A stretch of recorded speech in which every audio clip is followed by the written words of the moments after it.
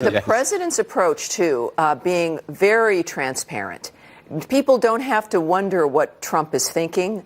This is what makes those brief exchanges even more valuable. So you don't leave a conversation with Trump. You get a sense of whether he likes you or if he doesn't. He's probably going to say whatever he really means and maybe even give you a hint about where he's going. You can probably get much more from the American president here than you ever could have before, and then understanding what your position is for the rest of the meeting. And he generally, it appears, unless you fall asleep, what was that, the president of Morocco at one of the other meetings, and he's going to glare at you. You're going to know where Trump stands. That's going to help your assessment when there's a further conversation at that table. That was priceless, wasn't it? Yeah, it was. I think it was perfect. The king of Morocco, actually, who went to sleep. If Barron has ever got you don't know because you're sleeping. If the president ever glares at you like that. Conversation. Theresa May, President Trump, looks like an amicable conversation despite their recent history. And then we've broken away from that. We're waiting for them to be gaveled to order. And wouldn't you know it? Wouldn't you know it? I said the market has been dead stable with a 30 points down, and look at it now. It's up 16 points. It just seems like the market's standing by, though, waiting for tomorrow evening and for Sunday. Yes. And that's the big deal. The result of that China meeting. You have this meeting of 85% of the world's economic output taking place right now. 10 years for the G20. So I think the market is watching very closely. Yeah. But I think you're right, Mike. The world is waiting for the announcement, which we're expecting on Sunday morning, about the outcome of the dinner, Xi Jinping, Donald Trump. Do they have what is the announcement? I think it's going to be positive. I think it's a truce. I think it's a ceasefire, maybe a stand in place with some give and take on both sides. But I think it's going to be positive. Yeah, it's very interesting because we always talk about there's certain things that always get said about China. They're playing the long game. Oh, they're playing the long game. Well, Xi has been doing everything possible to cement his position for the long game. But there is unrest, there's unhappiness. And if they cannot manage the slowdown in their economy properly, and they start getting additional turmoil within that middle class that's so important to them, right, they've got a problem. And he is not necessarily in an invincible position. So he's got to be worried about this, both from the economic point of view, but also he's got this perception from the leadership around him. If he looks weak in this, that's trouble for him. So he's got to play a very delicate game here.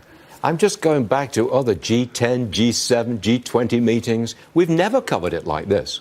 We've never put on the screen for about a half hour the assembled world leaders chatting away to each other because we were never interested in the past. True. We didn't know what was going on. There weren't that many big issues, and they had these anodyne statements at the end of it all. Oh, we're all singing Kumbaya, for heaven's sake. That's not the case this time around. Right. There's genuine discussion here. Stuff is happening. It's fascinating.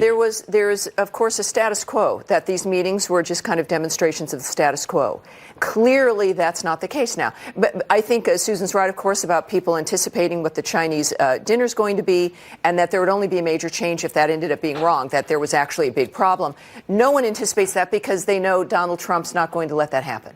He has an interest in having more steps he can take in the future, so why take a major step right now as well while conversations are happening? But we do know as a result that the status quo no longer exists. It can't.